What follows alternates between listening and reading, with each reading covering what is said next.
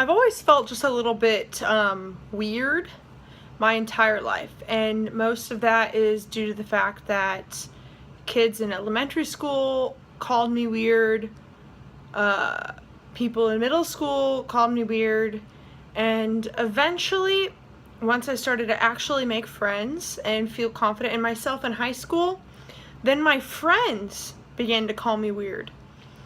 But me being called weird sort of shifted from something of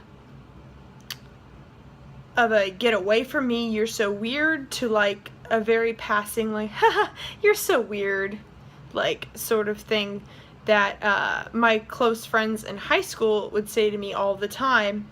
And now people still tell me that. And I was thinking about this word because I went to a church service today which is Unity. If you aren't familiar with Unity, I can link below if you are confused. It's not your typical church. But I was talking about the book, The Four Agreements by, I forget his first name, but Ruiz, yeah, you might have heard of that book, but they were talking about the being impeccable with your word, and encouraged us during meditation to think about what words really impacted us. And I was just thinking about how often I've been called weird, and how that sort of fear of being weird has kept me from sharing my perspective, because ever since I was a young girl, I've always felt like my perspective was something that wouldn't mesh well with the world the way it is now. And if you're watching this and you're familiar with Myers-Briggs personality and Carl Jung's cognitive functions, then you'll know that me, an ENFJ, as an extroverted feeler, I'm very familiar with the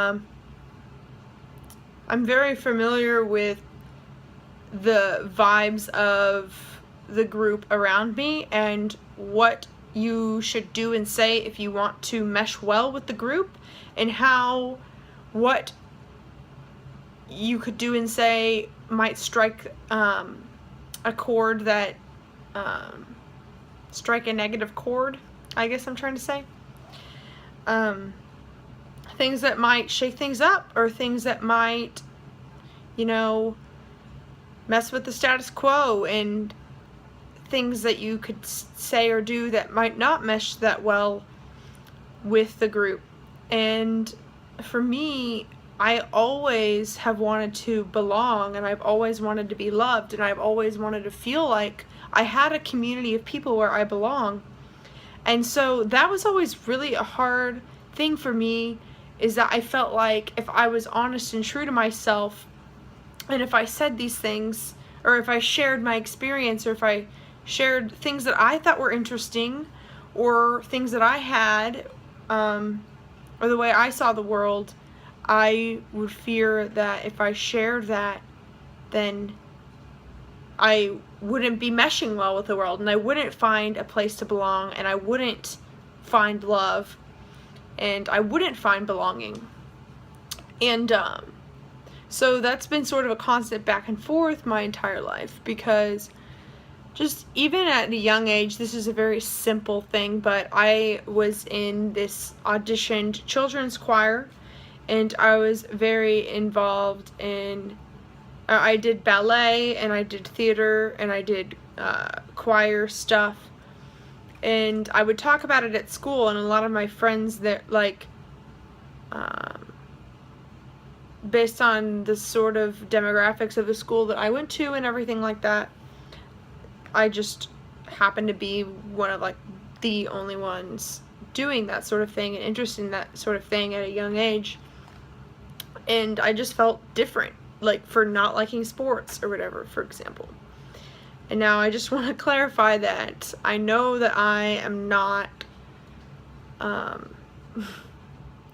that isn't I'm not the first person in the world to ever have that experience. But just because I'm not the first person in the world doesn't mean that for a child, that could make a big impact on them, where they feel like they're different. And you know, anyone that kind of nerds out about a topic or a really niche thing, like, I'm sure when you think of someone that's called weird, it would be someone that, like, maybe played too many video games and didn't hang out with anyone else, or had this sort of cult favorite TV show that they really like to watch that nobody else really knew. For me, that was like learning like classically trained music, and I didn't have anyone around me at that age to talk about that stuff with. And you know, I was thinking about that, and one of the things I'm really proud of about myself is how I never let other people change who I am. And I think that that was hard for me and has been weighing on me my entire life, whether or not I realize it, is that I never was like, okay, so I guess I should do sports instead and abandon who I am. I never abandoned who I was. I always selected who I was. But the thing that has been hard for me is sharing who I am to other people that might reveal just how weird or different I am. And I also want to clarify that everyone is weird and everyone is different and everyone is special, but the difference is, and you can see with Myers-Briggs, a personality difference. The difference is who is aware of that sort of their quirks and who embraces their quirks. People that embrace their quirks and are aware with who they are deep down might be deemed as weird. And a lot of times these are intuitives that feel this way. Although I will say it's not just that intuitives are better at understanding and embracing their weirdness. I will say that there are more sensors around, and so maybe the world is just built better for sensors, and maybe they aren't actually hiding their weirdness. Maybe they are just being themselves. So I think a lot about my ESFJ sister. I really do feel like she's authentic with what she likes. I just think that to be an ESFJ, to be a sensor, the world is just full of more options of things that fit what you inherently feel like doing and what you are inherently drawn to. Where when I was a kid, I like organized all of my books and made my own like library in my room. But you see, the thing is that I wasn't an introvert. I would invite people over for sleepover parties like every weekend, and like I would want them to like organize the library with me, and I would like write out a play, and I would like make my friends like be in this fake play with me. And I was just very creative. I was always coming up with like new things to pretend to be, but then I would always like delegate my friends and like make them do these things. And not many people wanted to do that with me. They wanted to just, you know, play a card game, or I don't know, like play a board game or watch TV. And I always just felt like I had nobody that wanted to explore with me. And I know this sounds very dramatic, but it's not something that has been at the top of my mind my entire life. I'm just sort of trying to figure out the root cause of some of my patterns that I have right now, and sort of see how parts of me have always been the same my entire life.